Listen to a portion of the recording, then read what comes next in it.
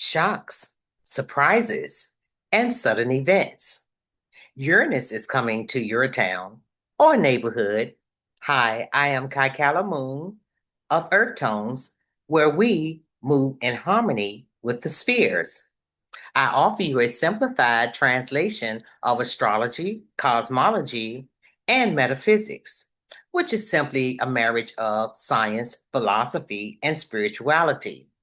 Today is my first video, and I'm excited to engage with those who've supported me in my writings up until now. You deserve to know where you've been getting the most sensitive information up to date. But I've been on this journey a very long time, and I thought it was time to share with others with hopes that you will share in your experience with me and our new community. The spiritual journey is not a small underpinning. It's usually born out of some type of long-term suffering, grief, or trauma. It's not something that passes over 3 or 4 days or a few days of the blues or melancholy.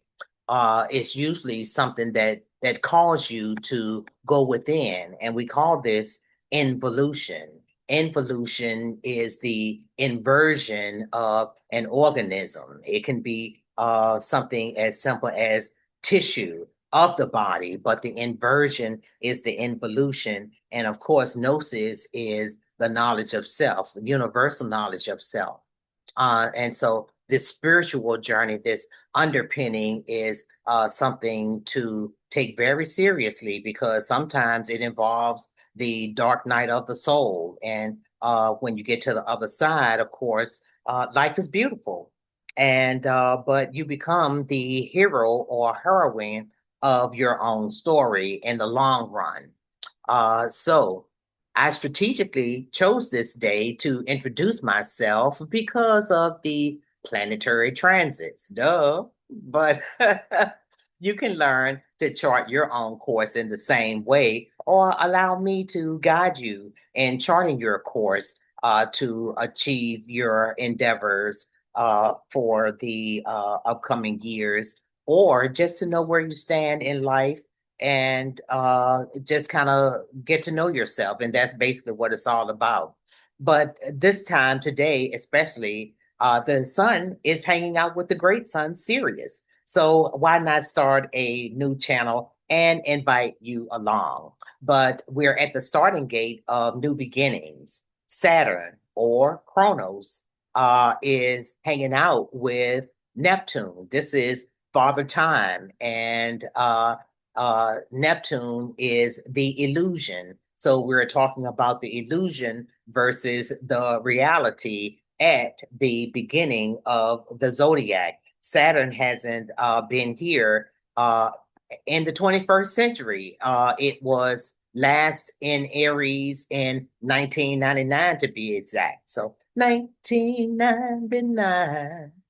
But yes, it is a chance for a new beginning, a new undertaking, new endeavors. But the mythology of Chronos or Father Time, Chronos being chronological, and Father Time, there was the the son Uranus, who was castrated by Kronos, and Kronos ate his children or ate his offspring. But you can find the story easily on Google, probably even YouTube as well.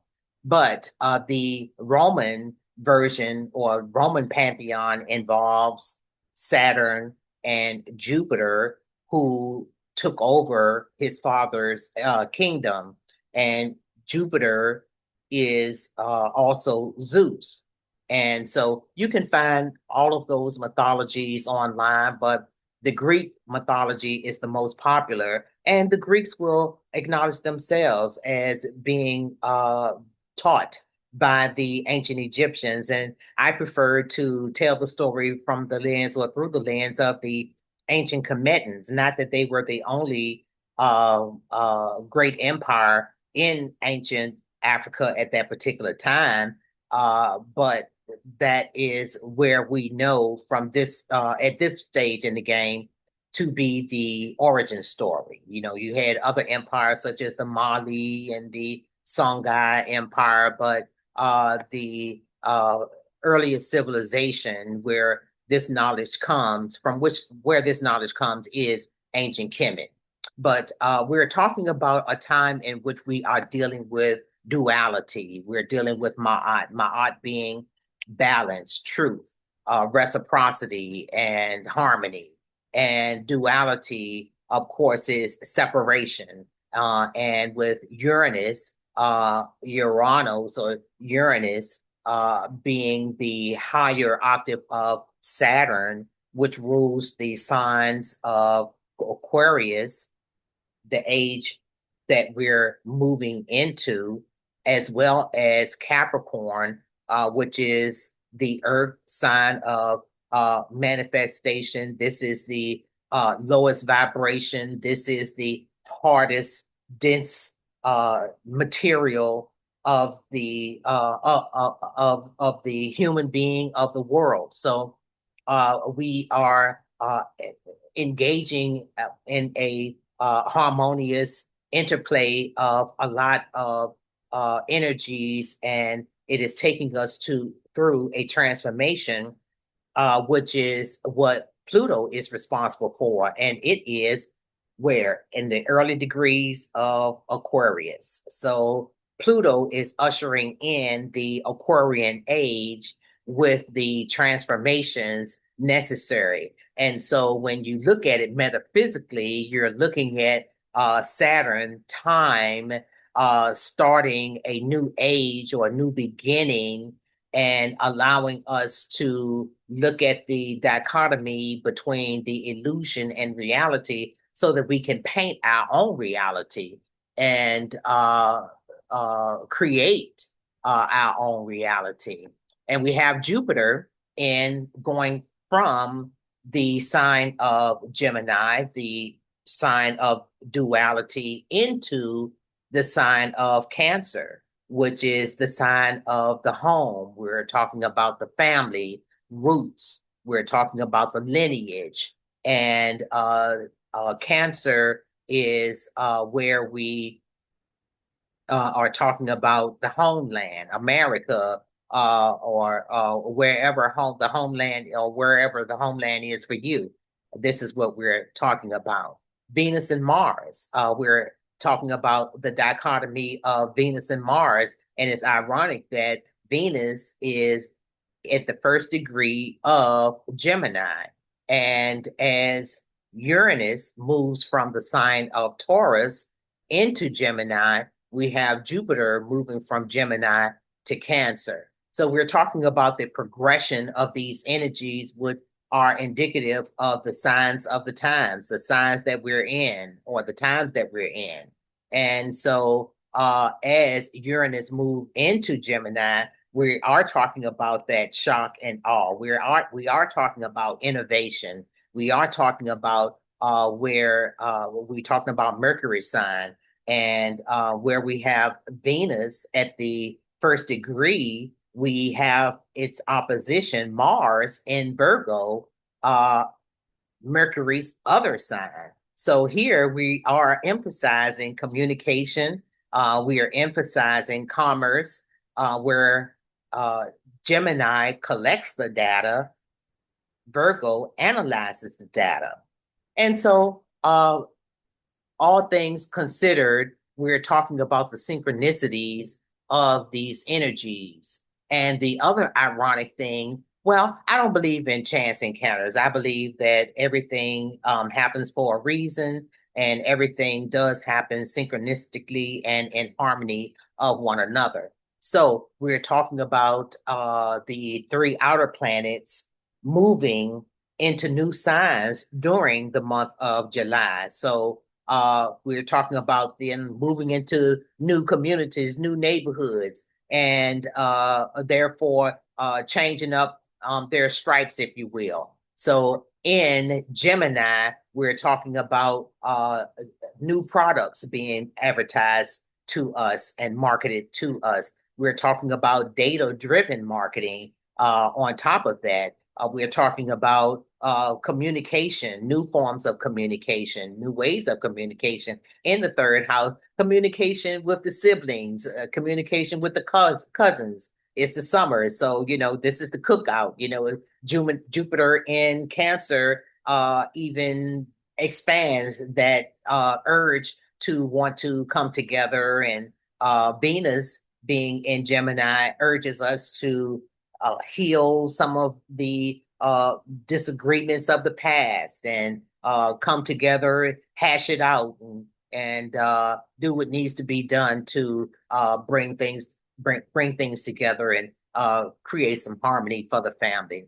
But this is also the breakup. Uranus in Gemini is the breakup of the relationship. It is the car breaking down, but it's also the financial breakthrough. This is the lottery winning, and it has that.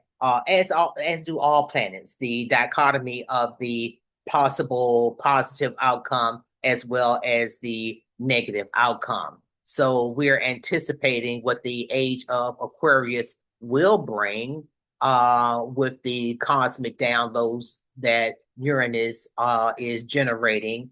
But Gemini is also the Uranus in Gemini is the sudden outburst of communication. So with Mars being in the sign of Virgo, we might have to have that debate.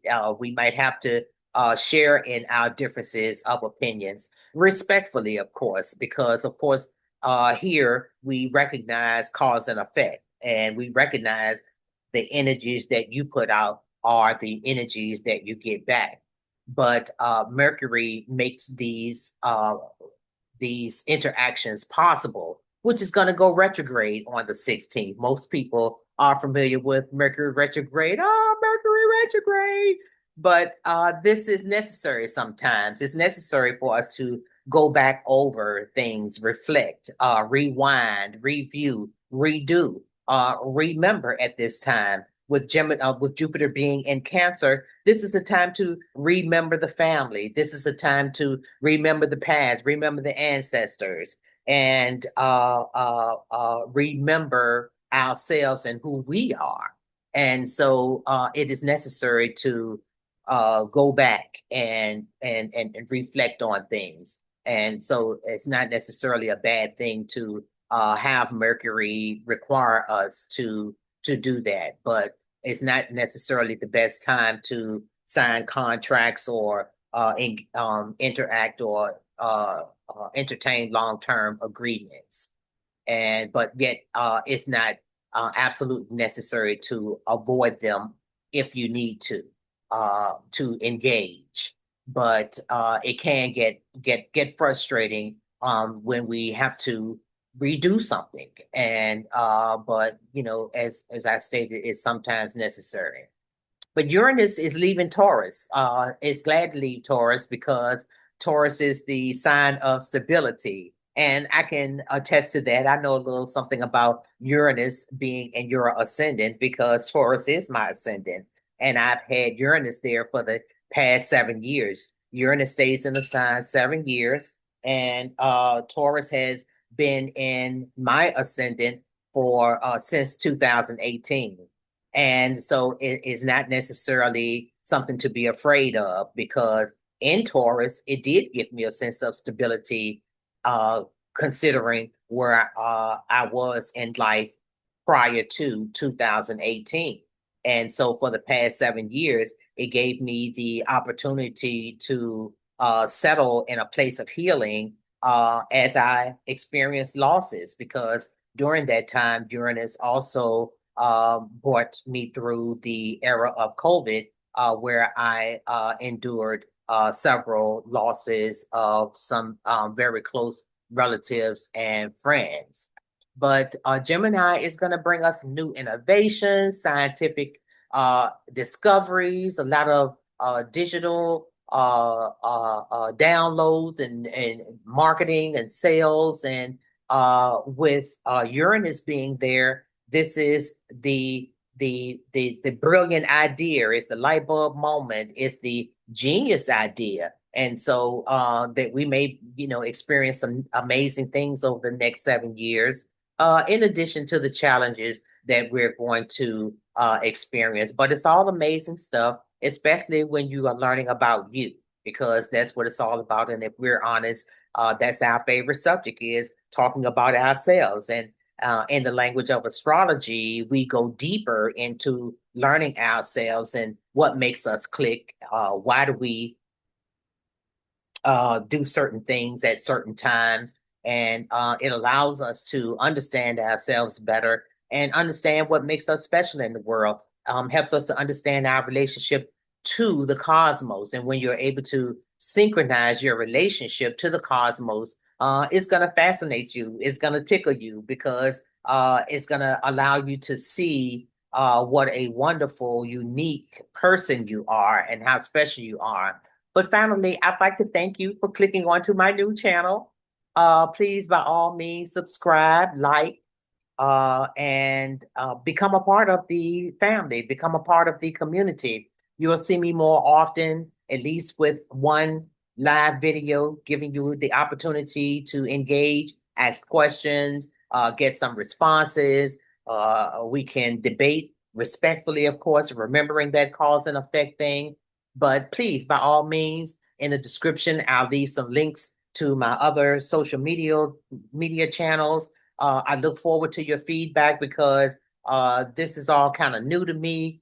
I can be challenged when it comes to the social media and the onset of new technology. I can get frustrated. So the young people in my life can please, by all means, send me some suggestions, send me some shortcuts, and I'll in turn extend whatever I can to you in the area of experience. But uh, take it, take it light, y'all. Keep it tight. I peace, and I'm out.